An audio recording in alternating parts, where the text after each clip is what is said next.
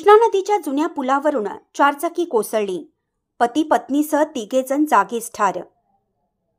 उदगव तालुका शिरोळ येथील सांगली कोल्हापूर महामार्गावर असलेल्या कृष्णा नदीवरील जुन्या पुलावरून चारचाकी कोसळल्याची घटना बुधवारी मध्यरात्री 1:30च्या सुमारास घडली.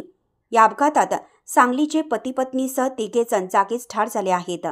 पती प्रसाद भालचंद्र खेडेकर वय वर्ष 35 व पत्नी प्रेरणा प्रसाद खेडेकर वय वर्ष 36.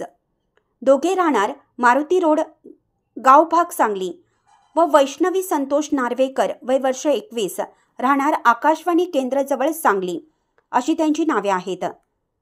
समरजित प्रसाद खेडेकर वय वर्ष 7, वरद संतोष नार्वेकर वय वर्ष 19 व साक्षी संतोष नार्वेकर वय वर्ष 42 सर्व राहणार सांगली हे गंभीर जखमी झाले आहेत.